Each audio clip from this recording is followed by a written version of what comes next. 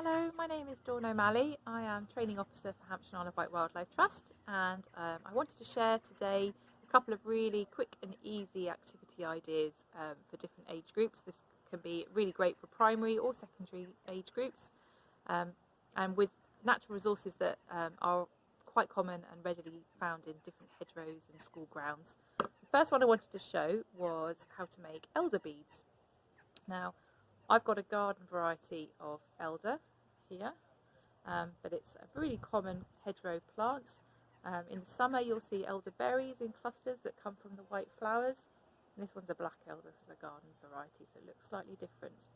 But what you'll notice is when you cut it, there's a really soft pith in the middle, and that's going to be really useful for this craft.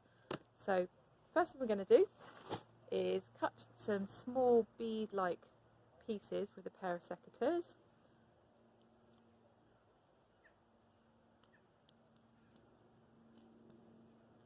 And I'm going to cut just to my side, so away from my legs and away, keeping my hands nice and away from the cutting edges.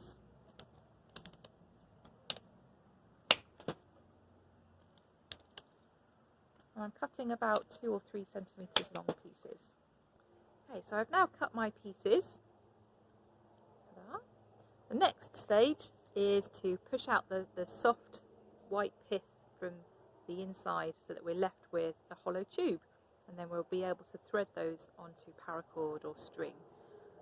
To do that, I'm going to use a tent peg.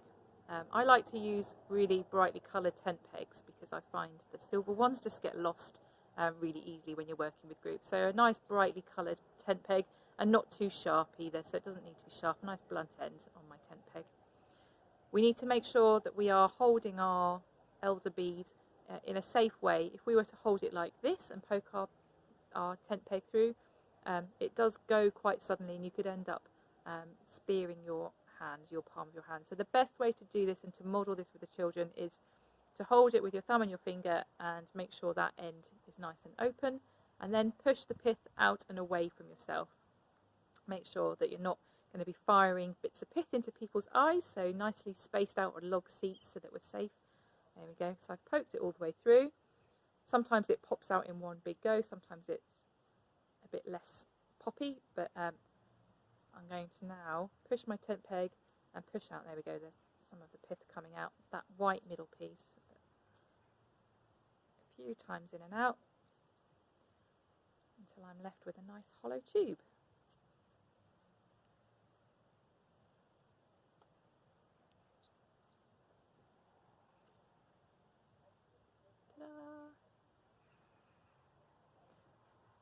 At this point I could thread this straight onto my string, but I'm going to decorate it a bit further. So there's some nice creative extensions to this. We could peel the bark off with our fingernails, and you can make nice stripy patterns by just peeling certain pieces off, or you could peel all the bark off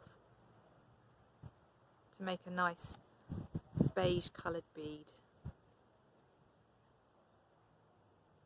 Okay, so to thread on, we can make a stopper knot at one end of our string, and we can teach the children how to do a stopper knot. So if we make a loop like this, and then take the head of the string all the way around and back through the loop towards yourself, you make a nice number 8, figure of 8 stopper knot. You might need to do that twice, make a double one to really make sure your bead's not going to fall off the end, and then we can thread our beads on. Now, threading is a really great fine motor skill activity, so that's why I said this activity can be adapted to lots of different age groups. The beads could be made, and then early years children can do the popping, or they can be doing the threading part of this activity, the peeling of the bark off the outside, and with your older children you can teach them how to use the secateurs safely, and they can see the process the whole way through, from cutting through to threading, and being creative with their patterns and design. Once you've got your beads on, a nice knot to tie it all off. Oops, this one doesn't want to go through. I'm going to use my tent peg just to take out that last bit of pith. should let my string through.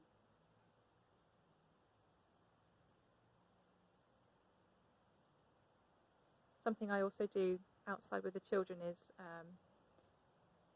making natural needles, particularly if you've got pine needles on your site. We can use a little tiny stick or a pine needle to help us push our string through our bead. There we go, I think I've got it now.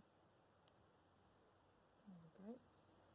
So once you've got your beads that you want on your bracelet or your necklace, we can then undo that stopper knot,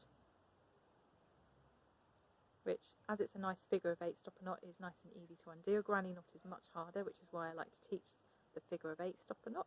So I can undo my stopper knot because it's done its purpose, and then I can tie it off with a wreath knot. So this one is right over left, and then left over right. And it should look like a nice flat knot when you finish. When you pulled it tight, again, it looks a bit like a number 8, but it's nice and flat. There we go.